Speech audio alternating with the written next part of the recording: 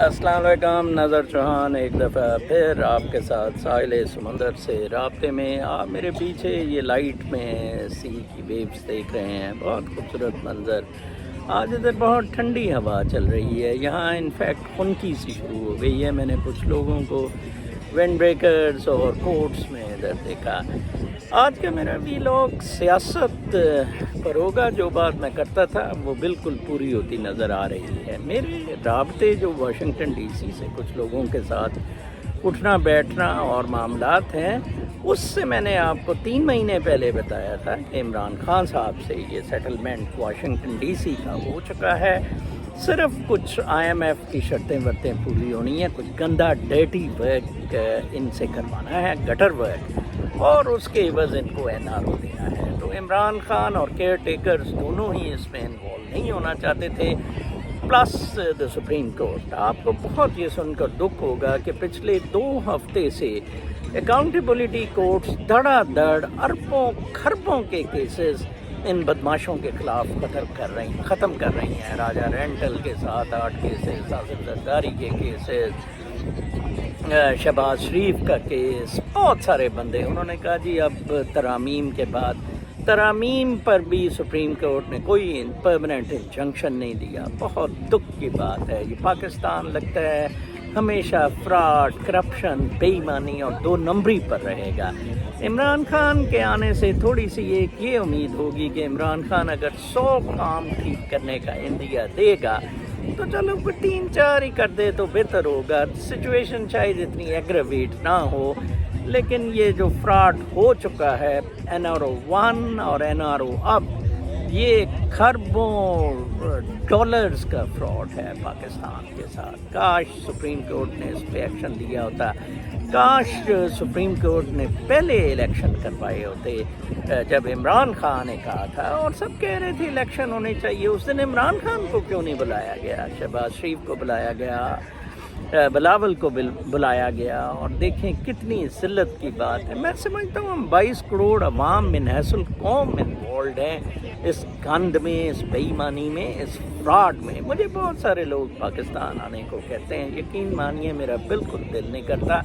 آج میں کسی دوست کو کہہ رہا تھا کہ امریکہ جنت ہے، انلیس کہ ادھر کوئی بے ایمانی بدماشی کے ساتھ رہے، اس کے لیے وہ جہنم بن جائے گی۔ ہمارے جیسوں کے لیے تو جنت ہے، صاف ستھرا کام۔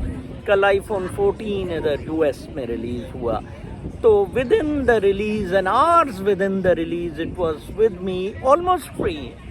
اور جبکہ پاکستان میں 5 لاکھ روپے سے اوپر اون شون ٹکا کے اور اسٹیٹس سمبل بنے ہوئے بدماشیاں، چوریاں، فراڈ، آرٹیفیشیلٹی، جیسے میں اپنے روحانیت کے ویلاگ پہ کہہ رہا تھا کہ یہ سارا آرٹیفیشل کھیل ہے، مصنوعی کھیل ہے، میٹیریلسٹک جو ہے۔ اور کاش عمران خان خمینی جیسے انقلاب کا نعرہ مارتا، کاش عمران خان کمپرومائز نہ کرتا۔ اب عمران خان جب آئے گا دوبارہ، جو کہ سیٹلڈ ہے، فیض حمیدی ملٹری چیف بنے گا، بہت مشکل ہے کہ یہ NRO بھی پہلے کی طرح انڈو ہو سکے۔ جیسے حدیبیہ میں پہلے NRO میں قاضی فائز عیسیٰ نے کیا تھا کہ نہیں جی یہ تو ٹیکنیکل گراؤنڈز پہ ختم ہو چکا ہے، غالباً اس دفعہ بھی بہت مشکل ہو جائے گا۔ کتنے دکھ کی بات ہے کہ میں کہتا ہوں کہ جب عمران خان نے حکومت سنبھالی تھی، میں نے آفر کی تھی کہ مجھے لایا جائے، میں $200